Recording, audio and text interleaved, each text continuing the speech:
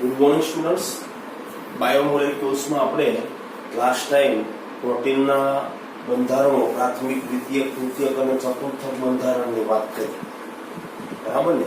એકદમ simple amino એસિડની સાંકળ હોય તો પ્રાથમિક, એ સાંકળ સ્પ્રિંગની જેમ, બરાબર, હેલિક્સની જેમ વળેલી હોય તો દ્વિતીયક અથવા તો આલ્ફાબેટેડ શીટ, પણ એ સ્પ્રિંગ જેવી રચના પાછી વળેલી હોય તો તૃતીયક, અને એવી તૃતીયક રચનાવાળા ગૂંચળાઓ હોય અથવા તો એક કરતા વધારે શૃંખલાઓ હોય એનું આપણને એક જટિલ સ્વરૂપ મળે તો એ ચતુર્થક.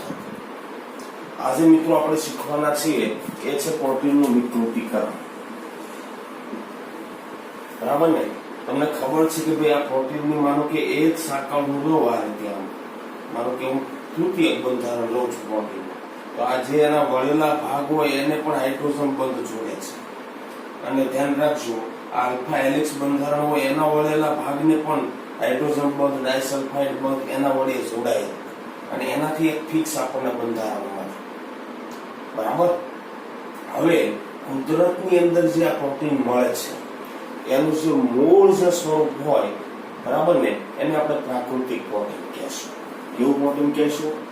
બરાબર? દાખલા તરીકે કોઈ જૈવિક પ્રણાલીમાં, સજીવમાં મળી આવતું પ્રોટીનનું ત્રિપરિમાણીય અદ્વિતીય બંધારણ છે, અને એ જૈવિક રીતે કેવું છે? સક્રિય છે. દાખલા તરીકે આપણે ઉદાહરણ લઈએ, ચાલો એગ આલ્બુમિન, બરાબર, કુદરતી રીતે જ મળે છે, જૈવિક પ્રણાલી છે, એનું ત્રિપરિમાણીય, ધ્યાન રાખજો, ગ્લોબ્યુલર સ્વરૂપ હોય, બરાબર, ત્રિપરિમાણીય ગૂંચળું બની ગયું હોય, અદ્વિતીય બંધારણ છે, અજોડ બંધારણ છે, યુનિક બંધારણ છે. એનું બંધારણ જાણવું થોડું મુશ્કેલ છે, ધ્યાન રાખજો, પણ એ જૈવિક સક્રિયતા ધરાવતું હોય.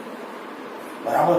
તો આવું ઓરિજિન પ્રોટીન હોય એના માટે આપણે શબ્દ વાપરીશું નેચરલ પ્રોટીન અથવા તો પ્રાકૃતિક પ્રોટીન. હવે ધ્યાનથી સમજજો તો કે આ જે પ્રાથમિકમાંથી દ્વિતીયક બન્યું, એમાં તૃતીયક બંધારણ બન્યું, ચતુર્થક બંધારણ બન્યું, એ બંધારણ બનવામાં ધ્યાન રાખજો સાંકળોને જોડવાનું કામ કોણ કરે છે? હાઇડ્રોજન બંધ, ડાયસલ્ફાઇડ બંધ, વાન ડેર વાલ્સ ફોર્સ અથવા તો ઇલેક્ટ્રોસ્ટેટિક એટલે કે સ્થિર વિદ્યુતીય આકર્ષણ બંધ. બરાબર ને? તો એ પ્રોટીનની આસપાસ પર્યાવરણીય ફેરફાર કે કરીએ આપણે તો ધ્યાનથી સમજવું એ જોડાણો છે તૂટવા લાગે. બરાબર? જોડાણ તૂટવા લાગે એટલે મિત્રો સમજો ચતુર્થકમાંથી તૃતીયકમાં ફેરવાય, તૃતીયકમાંથી દ્વિતીયકમાં ફેરવાય, દ્વિતીયકમાંથી પ્રાથમિકમાં ફેરવાય. ગૂંચળાઓ જોડાયેલા છે, છૂટા પડે, આવું તૃતીયક બંધારણ. બરાબર ને? તૃતીયકના ગૂંચળાની અંદર આંતર જોડાણ છે, છૂટું પડે, દ્વિતીયક બને. એટલે સ્પ્રિંગ જેવી રચના થઈ ગઈ. વળાંક વચ્ચે પણ જોડાણ છે, એ જોડાણ તૂટે, પ્રાથમિક બંધારણ બને. બરાબર? ખ્યાલ આવે છે? જ્યારે પ્રોટીન તેના પ્રાકૃતિક સ્વરૂપમાં હોય ત્યારે તેના તાપમાનમાં ફેરફાર કરીએ, ભૌતિક ફેરફાર જેવો કે તાપમાનમાં ફેરફાર, રાસાયણિક ફેરફાર કરીએ જેમ કે પીએચમાં ફેરફાર, તમે એને ગરમ કરો, ઉકાળો, એમાં એસિડ નાખો, બેઝ નાખો, કે કોઈ વધારે પ્રમાણમાં ક્ષાર નાખો, એસિડિક કે બેઝિક ક્ષાર, તો શું થાય? તો કે ધ્યાન રાખજો, તાપમાન વધારો, પીએચમાં ફેરફાર કરો એસિડ બેઝ નાખીને, બરાબર, કે સોલ્ટ નાખો, બરાબર, કે કોઈ બીજા દ્રાવક ની અંદર નાખો તમે, બરાબર. પાણીમાં હતું એ એગ આલ્બુમિન, પણ એમ તમે માનો કે પેટ્રોલમાં નાખો, કેરોસીનમાં નાખો, દ્રાવક બદલી નાખો, માધ્યમ બદલી નાખો, તો ધ્યાન રાખજો શું થાય? તો કે એના જોડાણોમાં જે હાઇડ્રોજન બંધ જે જોડાયેલા હતા એને ખલેલ પહોંચે. ગૂંચળાને જોડવાનું કામ મેન તો હાઇડ્રોજન બંધ, બરાબર ને? એક ગૂંચળામાં ધ્યાન રાખજો તૃતીયક બંધારણ બને છે, એમાં આંતર જોડાણ કામ કરવાનું કામ હાઇડ્રોજન બંધ, બરાબર ને? પછી ધ્યાન રાખજો દ્વિતીયક જોડાણ મળે, એમાં વળાંકને જોડવાનું કામ હાઇડ્રોજન બંધ. આ હાઇડ્રોજન બંધ તૂટવા લાગે, એમાં ખલેલ પહોંચે, અને એના કારણે ધ્યાન રાખજો આ ગોલીય અણુ હતો એગ આલ્બુમિન, ગોલીય અણુ છે ખુલ્લી છે. બરાબર? ગોલીય અણુ તો એ ખુલ્લીને આવો બની જાય, એટલે કે કેવો બની જાય? દ્વિતીયક બની જાય. ગોલીય હતો એ કેવો હતો? તૃતીયક હતો. એમાં કેવો બની જાય? સર્પિલ આકાર બની જાય. મિત્રો સર્પિલમાં પણ વળાંક વચ્ચે હાઇડ્રોજન બંધ હતા, તો એ વળાંક રહિત બની જાય, વળાંક પણ છૂટા પડી જાય, એક સીધી એમિનો એસિડની સાંકળ બની જાય. બરાબર? ખ્યાલ આવે છે? અને તેથી પ્રોટીન એની જૈવિક સક્રિયતા ગુમાવી દે. ખાસ કરીને ઉત્સેચક તરીકે જો કોઈ પ્રોટીન કામ કરતો હોય તો એની અધિશોષણ ક્ષમતાના રીતે કામ કરે છે, પણ એ જે જટિલ ચતુર્થક બંધારણ હતું એ રેખીય બંધારણ બની છે અને એના કારણે ધ્યાન રાખજો એની જૈવિક સક્રિયતા ગુમાવી હતી અને એને જ આપણે પ્રોટીનનું વિકૃતિકરણ કહીએ છીએ, ડિસ્ટોર્ટેશન. બરાબર, ડિસ્ટોર્શન બરાબર. પણ એક વસ્તુ સમજી લો કે વિકૃતિકરણ દરમિયાન તેના દ્વિતીયક અને તૃતીયક બંધારણ છે એ નાશ પામે. બરાબર, દ્વિતીયક અને તૃતીયક બંધારણ છે નાશ પામે અને અંતે શેમાં ફેરવાઈ જાય? પ્રાથમિક બંધારણ. બરાબર ને? વિકૃતિકરણના અંતે પણ તમને શું મળવાનું? પ્રાથમિક બંધારણ. એક એક્ઝામ્પલ લઈએ ચાલો. આપણી પાસે ઈંડાની સફેદી હોય અને તે ઉકાળો તો સફેદીનું સ્કંદન થઈ જાય, કોગ્યુલેટ થઈ જાય. બરાબર, પ્રવાહી સ્વરૂપ હતી પણ ઘન સ્વરૂપમાં ફેરવાઈ જાય અને એની પાછળનું કારણ શું છે? વિકૃતિકરણ. મિત્રો, ઈંડાની સફેદી એટલે આલ્બ્યુમિન છે એટલે તૃતીયક હશે, તેમાં ઉકાળો એટલે બંધો તૂટે દ્વિતીયકમાં ફેરવાય, હજી બંધો તૂટે પ્રાથમિકમાં ફેરવાય. બરાબર ને? અને જેટલું બંધારણ છે એ પ્રાથમિકમાં ફેરવાય એટલું એનું સ્કંદન વધવાનું. સ્કંદનમાં શું થવાનું? વધારો થવાનો, દ્રાવ્યતા ઘટવાની ધ્યાન રાખજો એટલે ઔક્ષેપિત. બરાબર, ગોલીય હોત તો દ્રાવ્ય. બરાબર, પણ જેવું એ રેખીય સ્વરૂપમાં અથવા પ્રાથમિક સ્વરૂપમાં ફેરવાય એટલે અદ્રાવ્ય સ્વરૂપમાં ફેરવાય એનું જ આપણે સ્કંદન કહીએ. બરાબર મિત્રો, દૂધમાંથી દહીં બને ને એ દરમિયાન તમને ખબર છે બેક્ટેરિયા દ્વારા લેક્ટિક એસિડ બને. એસિડ છે મિત્રો દૂધની પીએચ માં શું કરે? ઘટાડો કરે. પીએચ ઘટે ને એના કારણે એનું શું થાય? વિકૃતિકરણ થાય. દૂધમાંથી દહીં બનવાની પ્રક્રિયા દરમિયાન પણ વિકૃતિકરણ થાય. આપણા શરીરના અંતઃસ્ત્રાવો મોટા ભાગે પ્રોટીન છે, એટલા માટે આપણા બોડીનું ટેમ્પરેચર જાળવી રાખવું જરૂરી છે. બરાબર ને? એ ટેમ્પરેચર વધારે પડતું વધી જાય કે વધુ પડતું ઘટી જાય તો આ પ્રોટીનના બંધારણોને અસર થાય, વિકૃતિકરણ જોવા મળે. બરાબર ને? પ્રોટીન માટે માધ્યમ પણ ધ્યાન રાખજો, જે હોય તે જ હોવું જોઈએ. માધ્યમ બદલો, દ્રાવક બદલો તો પણ ધ્યાન રાખજો એના બંધારણને અસર થઈ શકે. બરાબર ને? પ્રોટીન માટે દ્રાવક બદલતા પણ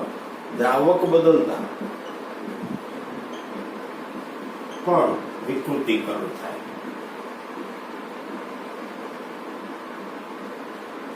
બરાબર, દૂધનું પ્રોટીન કેસીન છે એ પાણીમાં દ્રાવ્ય છે, કોઈ ઓર્ગેનિક દ્રાવક લીધો હોય તો એમાં અદ્રાવ્ય પણ બની શકે. બરાબર ને? તો આ રીતે પ્રોટીનનું વિકૃતિકરણ થાય.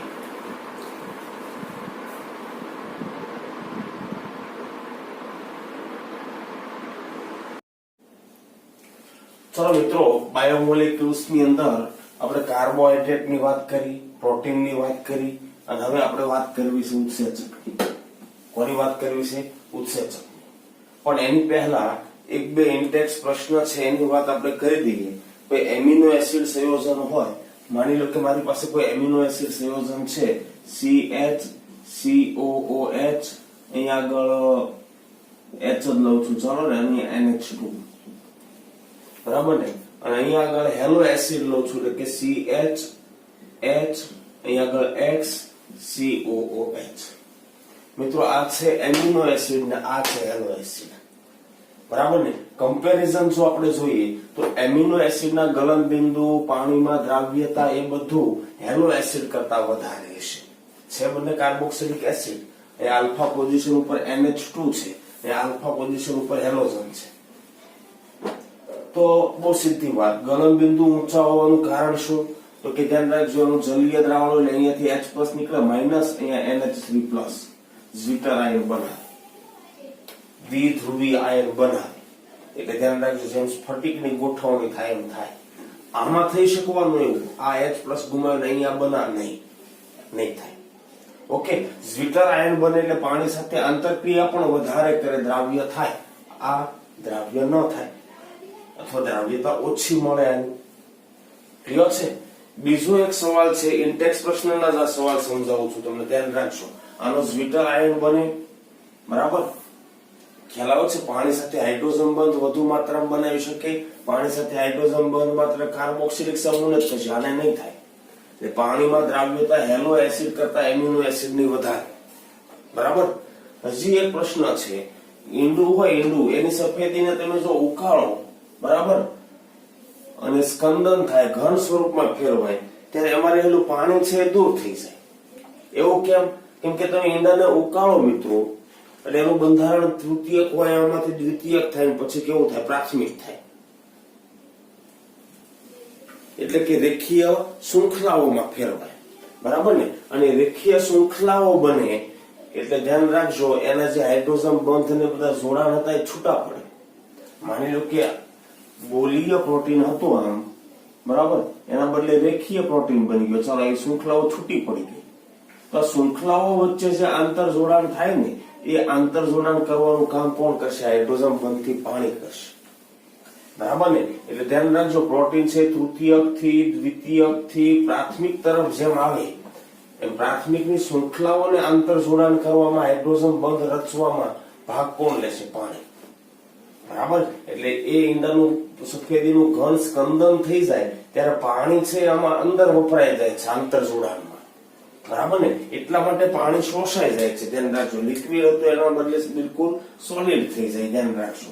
ચાલો ભાઈ, નવો એક પદાર્થ આપણે જોવાનો છે, ઉત્સેચકો, એન્ઝાઇમ્સ. ઉત્સેચકો અથવા તો એન્ઝાઇમ્સ. મિત્રો, સજીવોમાં જુદી જુદી રાસાયણિક પ્રક્રિયાઓ થાય છે ને, એના કારણે જીવન શક્ય છે. આપણા શરીરની જ વાત કરીએ તો અનેક રાસાયણિક પ્રક્રિયાઓ થાય છે, અને બધી વર્ણવવાની જરૂર નથી. આપણને ખાલી સમજ પડે એવી થોડી ઈઝી રાસાયણિક પ્રક્રિયાની વાત કરીએ. આપણે ખોરાક ખાઈએ છીએ, એનું પાચન થાય, બરાબર? અને પચેલો ખોરાક હોય એનું આંતરડાની અંદર અવશોષણ થાય. અવશોષણ થયેલો ખોરાક છે કોષ સુધી પહોંચે અને અંતે એ ખોરાકનું ઉર્જામાં રૂપાંતર થાય. મિત્રો, પાચન થવું, અણુઓનું અવશોષણ થવું નાના આંતરડામાં, પછી કોષોની અંદર એનું ઉર્જામાં રૂપાંતર થવું, આ બધી રાસાયણિક પ્રક્રિયાઓ છે આપણા શરીરમાં. એના કારણે જ આપણું જીવન ટકેલું છે. આપણે ખાલી એક એક્ઝામ્પલ લીધું છે. આવી તો અનેક સંખ્યામાં પ્રક્રિયાઓ થાય છે, બરાબર ને? અને આ બધી પ્રક્રિયાઓ છે એ ધ્યાન રાખજો, કેટલીક ક્રમિક પ્રક્રિયાઓમાં થાય, ચોક્કસ તબક્કાઓ એમાં સમાયેલા હોય. પાચનના તબક્કા હોય, અવશોષણના તબક્કા હોય, પછી ગ્લુકોઝ મળી ગયા પછી ધ્યાન રાખજો એમાંથી ઉર્જા છૂટી પડવાની પ્રક્રિયાના અનેક તબક્કા હોય. ક્રમિક તબક્કાઓમાં પ્રક્રિયા થાય. અને આ પ્રક્રિયા ધ્યાન રાખજો, પ્રક્રિયાઓ શરીરની અંદર અતિ મંદ પરિસ્થિતિમાં થાય. શરીરમાં થતી પ્રક્રિયા કે ઊંચા તાપમાને, ઊંચા દબાણે, ઊંચી સાંદ્રતાએ લઈ જઈ શકવાની નથી. સામાન્ય સાંદ્રતા હોય, અતિ મંદ સ્થિતિમાં થાય. ધ્યાન રાખજો. નહીતર બહાર એનાઇઝ ગ્લુકોઝનું દહન કરાવો તમે તો ધ્યાન રાખજો, કદાચ એકાદ બે સ્ટેપમાં થઈ જાય, બરાબર? તો અહીંયા તો અનેક તબક્કાઓમાં થાય. ધ્યાન રાખજો, અતિ મંદ પરિસ્થિતિમાં થાય. આ પ્રક્રિયાઓ કેટલીક જૈવ ઉદ્દીપકોની હાજરીમાં થાય છે, બરાબર? જૈવિક ઉદ્દીપકોની હાજરીમાં થાય. આપણે જે ધાતુઓના પાવડર ને એવું બધું વાપરીએ છીએ રાસાયણિક પ્રક્રિયાઓમાં ઉદ્દીપક તરીકે, એને રાસાયણિક ઉદ્દીપક કહેવાય. જે ઉદ્દીપકની હાજરીમાં થાય ને એને કહેવાય ઉત્સેચકો. શું કહેવાય? ઉત્સેચકો. દાખલા તરીકે દૂધમાંથી દહીં બને છે ત્યારે લેક્ટોઝમાંથી લેક્ટિક એસિડ બને, ત્યારે લેક્ટેઝ નામનો ઉત્સેચક વપરાય. જૈવ રાસાયણિક ઉદ્દીપક છે, બરાબર? મોટા ભાગે ઉત્સેચકોના બંધારણની વાત કરીએ તો મિત્રો એ ગોલીય પ્રોટીન છે. કેવા પ્રોટીન છે? ગોલીય પ્રોટીન. અને ઉત્સેચકોના નામકરણની વાત કરીએ તો મિત્રો એના નામની પાછળ એજ પ્રત્યય લાગે છે. જેમ કે લેક્ટેઝ, માલ્ટેઝ, બરાબર, સુક્રેઝ, બરાબર, આવા લાગે, બરાબર? એજ પ્રત્યય લાગે છે. ધ્યાન રાખજો, ઉત્સેચકોનું નામકરણ તે કઈ પ્રક્રિયામાં ભાગ લે છે, કયા સંયોજનની પ્રક્રિયા કરાવે છે અથવા પ્રક્રિયામાં કાર્ય કરે છે તેના આધારે આપવામાં આવે છે. નામકરણમાં પાછળ એજ પ્રત્યય લાગે, ગોલીય પ્રોટીનના બનેલા છે, બરાબર? દાખલા તરીકે માલ્ટોઝનું જળ વિભાજન ગ્લુકોઝ છૂટો પાડે છે. ધ્યાન રાખજો, પ્રક્રિયક આપણા માટે કયો થયો? માલ્ટોઝ. માલ્ટોઝના જળ વિભાજન માટે વપરાય, માટે ઉત્સેચકને આપણે કીધું માલ્ટેઝ, બરાબર? સુક્રોઝ ખાંડ હોય, એના જળ વિભાજનથી ગ્લુકોઝ છૂટા પડે. સુક્રોઝના જળ વિભાજન માટે વપરાય, માટે ઉત્સેચકને આપણે સુક્રેઝ કીધું, બરાબર? અથવા કઈ પ્રક્રિયામાં વપરાય છે, માની લો કે ચાલો એ પ્રક્રિયાનું ઓક્સિડેશન અને સાથે સાથે જ પાછું રિડક્શન, બંને પ્રક્રિયાઓ એક સાથે કરાવે એવો ઉત્સેચક હોય તો એને શું કહીશું આપણે? ઓક્સિડો રિડક્ટેઝ. બરાબર, ઓક્સિડો રિડક્ટેઝ. જળ વિભાજન સાથે વપરાતો ઉત્સેચક હોય તો હાઇડ્રોલેઝ કહેશું આપણે. બરાબર, તો કઈ પ્રક્રિયા માટે વપરાય છે એના આધારે પણ નામકરણ થઈ શકે છે. પ્રક્રિયા થવા માટે ઉત્સેચકો ધ્યાન રાખજો કે મોટા જથ્થાની જરૂર ન પડે. કેમ પ્રક્રિયામાં ઉદ્દીપકની મોટા જથ્થાની જરૂર ન પડે એમ ઉત્સેચક પણ બહુ ઓછા પ્રમાણમાં જરૂર પડે. ખાસ વાત ધ્યાન રાખજો, જેમ કેમ કે પ્રક્રિયા તમે જ્યારે કરાવો ત્યારે ધ્યાન રાખજો ઉત્સેચકની હાજરીમાં ધ્યાન જોવો જોઈએ સક્રિયકરણ ઉર્જા E જેટલી હતી રાસાયણિક ગતિકીમાં તમે શીખ્યા છો. ઉદ્દીપકની હાજરીમાં સક્રિયકરણ ઉર્જા E ડેશ થઈ ગઈ. તો કઈ આપણે આ આલેખ નહીં દોરી શકીએ.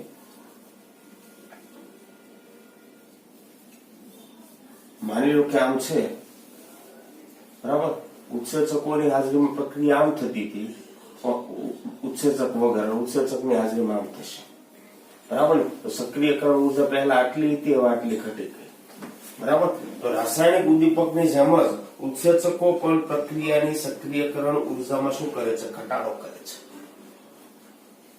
બરાબર, પણ આ એક વસ્તુ ખરી કે સક્રિયકરણ ઉર્જા ઘટાડે ખરો, પણ રાસાયણિક ઉદ્દીપકની જેમ ઘટાડે ખરી, પણ ધ્યાન રાખજો રાસાયણિક ઉદ્દીપક કરતા ઉત્સેચક વડે સક્રિયકરણ ઉર્જાનો ઘટાડો વધુ હોય.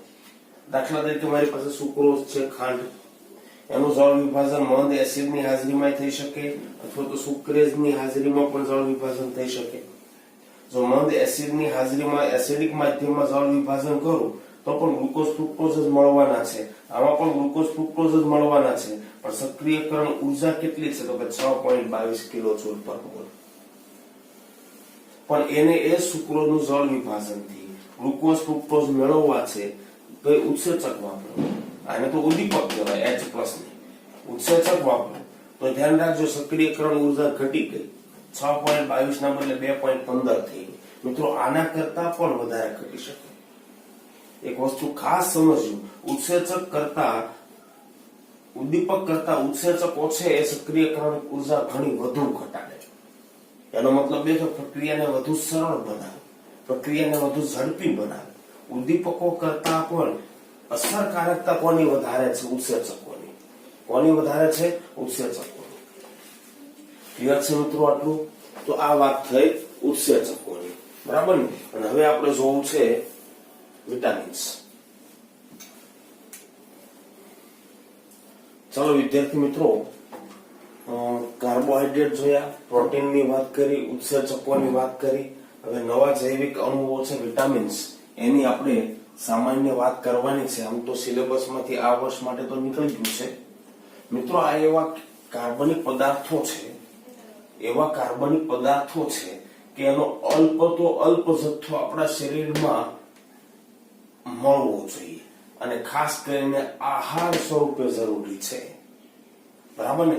ભલે અલ્પ પ્રમાણમાં આપણે શરીરમાં કાર્બોહાઈડ્રેટ ને પ્રોટીન ને ચરબી ને એ જોઈએ એટલા પ્રમાણમાં નહીં જોઈએ, પણ થોડાક પ્રમાણમાં આપણા આહારમાં એ હોવો જોઈએ. કારણ તેની ઉણપથી વિશિષ્ટ રોગો થાય. બરાબર, એની ઉણપના કારણે કેટલાક રોગો થાય છે, ધ્યાન રાખજો. દાખલા તરીકે વિટામિન સી ની ગેરહાજરીના કારણે અથવા તો અછતના કારણે સ્કર્વી રોગ થાય. બરાબર ને? ઘણા બધા રોગો થાય, તમે નાના ધોરણોમાં પણ શીખ્યા હશો. વિટામિન નું આમ તો સ્પેલિંગ આવો છે, વિટામિન, VITAMINE, પણ એને આપણે આમ જૂના સમયમાં આ રીતે છૂટું પાડીને કહેતા વાઇટલ અમાઇન. વાઇટલ એટલે ખૂબ જરૂરી, અને અમાઇન એટલે એમિનો એસિડ. મિત્રો પહેલા છે ને વિટામિન એમિનો એસિડ ના બનેલા હોય એવું મનાતું. પહેલા વિટામિન છે એમિનો એસિડ ના બનેલા હોય એવું મનાતું, એટલે વાઇટલ અમાઇન ઉપરથી વિટામિન આવો શબ્દ થયો. પણ પછી ખબર પડી કે વિટામિનના બંધારણોની અંદર એમિનો એસિડ હોય જ એવું જરૂરી નથી. એટલે એક પ્રકારના અમાઇન છે એવું જરૂરી નથી. એટલા માટે શું કર્યું તો કે એના નામની પાછળથી ઈ કેન્સલ કરી દીધો. અમાઇનમાં પાછળ ઈ આવે કેન્સલ કરી દીધો અને નામ બની ગયું વિટામિન. બરાબર, હવે એ વાઇટલ અમાઇન રહ્યા નથી, અત્યંત જરૂરી એમિનો એસિડ થી બનેલા નથી, ધ્યાન રાખજો. બરાબર, ખ્યાલ આવે છે? અને એટલા માટે ઈ શબ્દ કાઢી નાખ્યો, નહીતર ખરેખર શબ્દ આવો હતો, વાઇટલ અમય. ઓકે, બીજી વાત કરીએ. મોટા ભાગના વિટામિન છે ને એ આપણા શરીરમાં સંશ્લેષણ પામતા નથી, અને એટલા માટે આપણે કમ્પલસરી કોના દ્વારા મેળવવા પડે? ખોરાક દ્વારા મેળવવા પડે. હા, પણ વનસ્પતિઓ છે એમાં સંશ્લેષણ પામે, અને એટલા માટે ધ્યાન રાખજો, તેને આવશ્યક ખાદ્ય ઘટકો ગણવામાં આવે છે. કેટલીક વનસ્પતિઓ આપણા આહારમાં હોવી જ જોઈએ. દાખલા તરીકે વિટામિન એ મેળવવા માટે ગાજર, આખું આપણે ટેબલ જોવાના છીએ, આગળ આખું ટેબલ જોવાના છીએ આપણે, બરાબર. પણ એ પદાર્થોને આપણે આવશ્યક ખાદ્ય પદાર્થો કહેશું, કમ્પલસરી ખાવા જ પડે. ઓકે, આમ વિટામિન એ જૈવિક કાર્યો થવા માટે આહારમાં અતિ આવશ્યક કાર્બનિક પદાર્થો છે, બરાબર. કેમ કે વિટામિનની હાજરીમાં ધ્યાન રાખજો, કેટલીક ઉત્સેચકોની પણ કામગીરી થાય, કેટલીક જૈવ રાસાયણિક પ્રક્રિયાઓમાં સપોર્ટિંગ હેન્ડ તરીકે કામ કરે, ઉત્સેચકના સપોર્ટર તરીકે, બરાબર ને. તો આવશ્યક કાર્બનિક પદાર્થો છે જે સજીવની અનુકૂળતમ વૃદ્ધિ અને સ્વાસ્થ્યને નિભાવવા માટે ખૂબ અગત્યના છે.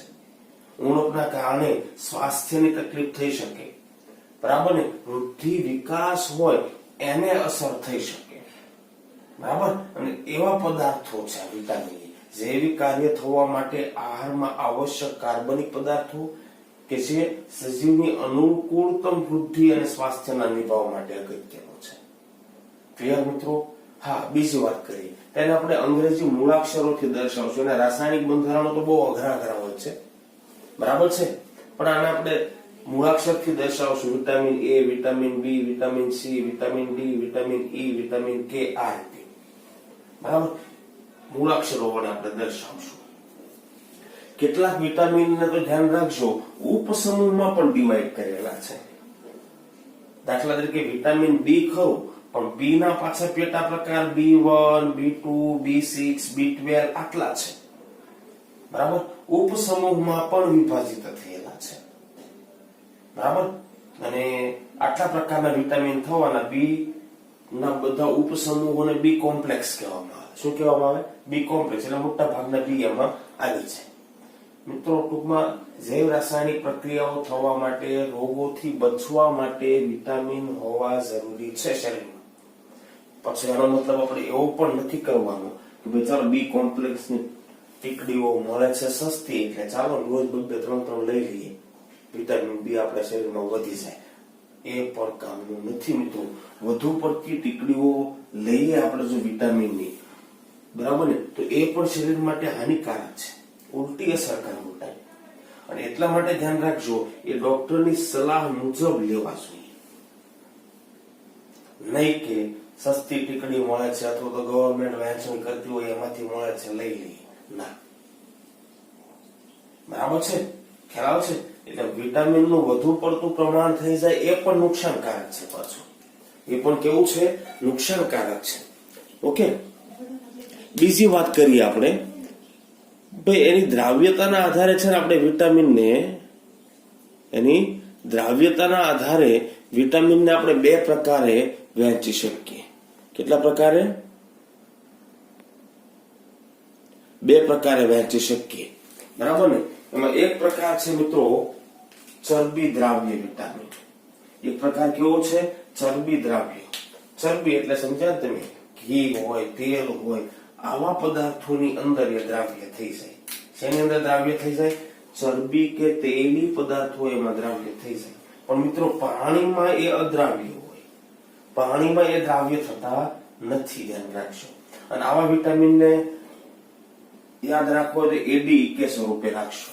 Vitamin A, vitamin D, vitamin E, vitamin કે, મિત્રો આ બધા પાણીમાં અદ્રાવ્ય છે, ચરબી કે તેલમાં દ્રાવ્ય છે, બરાબર. પણ ધ્યાન રાખજો, એ ચરબીનો સંગ્રહ યકૃતમાં થઈ શકે, અથવા તો કેટલીક, ધ્યાન રાખજો, ચરબીનો સંગ્રહ કરતી પેશીઓ હોય અને મેદસ્વી પેશીઓ કહેવાય, હા, એની અંદર આનો સંગ્રહ થાય. મતલબ આપણા બોડીની અંદર એ વિટામિનનો સંગ્રહ થઈ શકે છે, જરૂર પડે પાછા રિલીઝ થઈ શકે. સંગ્રહ થયેલો હોય, જેમ ગ્લાયકોજન સંગ્રહ પામે ને યકૃતમાં એમ જ. બરાબર, એટલે ધ્યાન રાખજો, દરરોજ vitamin A D E K ન મળે તો ચાલે, સંગ્રહ થયેલું વિટામિન પણ એક કામમાં આવી શકે. એટલે ડેઈલી ખોરાકમાં આ વિટામિન્સ લેવા જરૂરી નથી. મળે તો સારું, વધારે પડતા હોય તો એ સંગ્રહ પામવાના છે. બરાબર, પણ એકાદ બે દિવસ લઈએ તો એ વિટામિનની અછત વર્તાય એવું થવાનું નથી. બરાબર ને. પછી વાત કરીએ પાણીમાં દ્રાવ્ય વિટામિન. પાણીમાં દ્રાવ્ય વિટામિન, અને એ વિટામિન છે વિટામિન B અને વિટામિન C. મિત્રો, એ પાણીમાં દ્રાવ્ય છે, ચરબી કે તેલની અંદર અદ્રાવ્ય છે. બરાબર ને. પાણીમાં દ્રાવ્ય છે એટલે ધ્યાન રાખજો, મૂત્ર ઉત્સર્જન દરમિયાન એ નીકળી જાય. વધારાના હોય, વપરાવાના વધારાના હોય, મૂત્ર ઉત્સર્જન દરમિયાન નીકળી જાય, એટલે એને આપણી બોડીની અંદર સંગ્રહી શકતા નથી. અને તેથી એ વિટામિનને આપણે નિયમિત ખોરાકમાં લેવા જોઈએ. બરાબર, ખાટા ફળો ખાવા જોઈએ, વિટામિન B કોમ્પ્લેક્સ મળી રહે એવું અનાજ લેવું જોઈએ. પણ હા, એક વિટામિન B એવું છે, B12, એ શરીરમાં સંગ્રહ પામી શકે. લગભગ વર્ષ, 1.5 વર્ષનો સમયગાળો હોય. બરાબર, આજે કદાચ વિટામિન B12 યુક્ત આપણે ખોરાક લીધો હોય ને, તો વર્ષ, 1.5 વર્ષ સુધી B12 ની અછત વર્તાય નહીં. બરાબર, મતલબ B12 સિવાયના કોઈ પણ વિટામિન B કે વિટામિન C આપણે સંગ્રહી શકતા નથી. B12 છે એ સંગ્રહી શકાય છે, એ પણ ટાઈમ પીરિયડ છે, વર્ષ, 1.5 વર્ષ સુધી. એટલા માટે B12 ઘટતું હોય તો ઇન્જેક્શન લઈ આપણે તો વર્ષ, 1.5 વર્ષ સુધી સારું રહે. બરાબર ને. પછી પાછી B12 ની અછત વર્તાવા લાગે, ફરી પાછો કોર્સ કરવો પડે B12 નો. બરાબર ને. તો આ બધી વાત થઈ વિટામિન્સની. કોની વાત થઈ? વિટામિન્સની.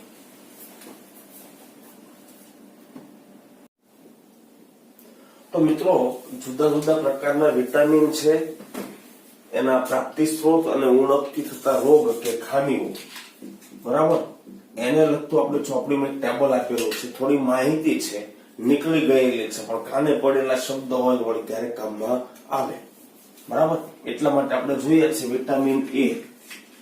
બરાબર, માછલીનું યકૃત તેલ, ગાજર, માખણ, દૂધ, આ બધામાંથી વધારે મળે. બરાબર ને. એટલે માખણ ખાનારા લોકો હોય અને વિટામિન A પૂરતું મળી રહે, દૂધમાંથી મળી રહે, ગાજરમાંથી મળી રહે. બરાબર, ઝેરોપ્થેલ્મિયા નામનો રોગ થાય એટલે રતાંધળાપણું. આપણો આંખનો કોર્નિયા હોય ને એ સખત થઈ જાય. આપણો આંખનો કોર્નિયા હોય ને એ આવતા પ્રકાશ મુજબ ટૂંકમાં પહોળો અને સાંકડો થાય, પણ એ સખત થઈ જાય. બરાબર, એટલે રાત્રે દેખાતું બંધ થઈ જાય. બરાબર, કેમ કે ઓછો પ્રકાશ હોય ત્યારે પહોળો થાય, વધુ પ્રકાશ હોય ત્યારે સાંકડો થઈ જાય, પણ એનું સખતીકરણ થઈ જાય. વિટામિન B1 નું નામ છે થાઇમિન. ઈસ્ટ માંથી મળે, દૂધમાંથી મળે, લીલા શાકભાજીમાંથી મળે. બેરી રોગ થાય એનાથી. બેટી નહીં પણ ધ્યાન રાખજો, બેરી વાંચજો, બેરી થાય. ભૂખ ઓછી લાગે, વૃદ્ધિમાં મંદતા, ઉંમર થઈ જાય પણ એ પ્રમાણમાં વૃદ્ધિ થઈ હોય નહીં. બરાબર, ખ્યાલ આવે છે? તો બેરી. વિટામિન B2 એનું નામ છે રિબોફ્લેવિન. દૂધમાંથી મળે, ઈંડાની સફેદી માંથી મળે, યકૃતમાં સંગ્રહાયેલો તો ત્યાંથી મળે, કિડનીમાંથી મળે.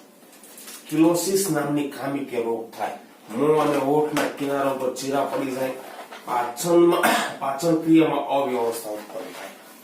ઓકે, એના પછી B6 છે, એનું નામ છે પિરિડોક્સિન. થાઇમિન, રિબોફ્લેવિન, પિરિડોક્સિન. ઈસ્ટમાંથી મળે, દૂધમાંથી મળે, ઈંડાની જરદીમાંથી મળે. એટલે મોટા ભાગનામાં તમે એક વસ્તુ જોવો, જે દૂધ અને ઈંડાની જરદી કે ઈંડા તો આવે જ છે. બરાબર છે.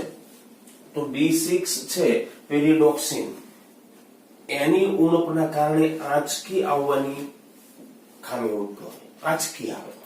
બરાબર, B6 ની અછતના કારણે. બરાબર, એના પછી B12 જોઈએ. આનું તો બધા નામ સાંભળ્યું હશે. ક્યાંથી મળે? માંસ, માછલી, ઈંડા અને દહીં. બરાબર ને. શાકાહારી માટે બેસ્ટ ઈલાજ એ છે કે દહીં. કેટલાક લોકોને ટેવ હોય સવારમાં દહીં ને એવું ખાય. બરાબર, તો B12 એને મળી રહે. એની અછતના કારણે વિનાશી રક્ત અલ્પતા આવે, એટલે કે હિમોગ્લોબિનમાં RBC ની અછત. એટલે શરીરમાં નબળાઈની અસર પહેલી ચાલુ થાય B12 ની અછતના કારણે. પછી B6 સોરી વિટામિન સી એનું નામ છે એસ્કોર્બિક એસિડ. ખાટા ફળોમાંથી મળે, લીલા શાકભાજીમાંથી મળે અને એની ખામીના કારણે એની ઉણપના કારણે મિત્રો સ્કર્વી નામનો રોગ થાય. ખાસ કરીને દાંતના પેઢાઓમાંથી રુધિર વહેવા લાગે. સ્કર્વી નામનો રોગ થાય વિટામિન સી ની ગેરહાજરીના કારણે. એના પછી વિટામિન ડી ખાસ કરીને સૂર્યપ્રકાશ ચામડીના સંપર્કમાં આવે તો ચામડીના નીચેના લેયર ઉપર એ સંશ્લેષણ પામે, માછલીમાંથી મળે, ઈંડામાંથી મળે. એનાથી સર્જાતી ખામી જો બાળકોમાં આપણે જોઈએ તો એ છે રિકેટ્સ. હાડકાનું વિકૃતિકરણ થાય, હાડકાઓ વળી જાય પગના ને એવા, બરાબર. જો મોટી ઉંમરના પુખ્ત લોકો હોય તો ધ્યાન રાખજો શું થાય તો કે ઓસ્ટિયોમિલેસિયા થાય. ઓસ્ટિયોમેલેસિયા થાય પુખ્ત લોકોમાં. એમાં શું થાય તો કે હાડકા પોચા થઈ જાય, હાડકા પોચા બની જાય, બરાબર. ઓસ્ટિયોમેલેસિયા, બરાબર. એના પછી વિટામિન ઈ ખાસ કરીને ઘઉં અંકુરણ કરેલું હોય એમાંથી કાઢેલું તેલ, સૂર્યમુખીનું તેલ એમાંથી મળે અને એના કારણે થાય શું તો કે આરબીસી નબળા પડી જાય, નાજુક થઈ જાય, સ્નાયુઓમાં નબળાઈ ઉત્પન્ન થાય, બરાબર. વિટામિન ઈ ની અછતના કારણે. અને છેલ્લે વિટામિન કે ક્યાંથી મળે તો કે લીલા પાંદડાવાળા શાકભાજીમાંથી, બરાબર. ખાસ કરીને રુધિર ગંઠાવાનો સમય છે એ વધી જાય. ઘા વાગ્યા પછી જલ્દી રુધિર ગંઠાય નહીં, જલ્દી રુધિર ગંઠાય નહીં, બરાબર. તો આ વાત થઈ વિટામિન. મિત્રો આજે આપણે ઉત્સેચકોની વાત કરી, વિટામિનની વાત કરી, બરાબર, અને પ્રોટીનના વિકૃતિકરણની વાત કરી. ઓકે, તો અહીંયા આગળ આપણે અટકીએ છીએ.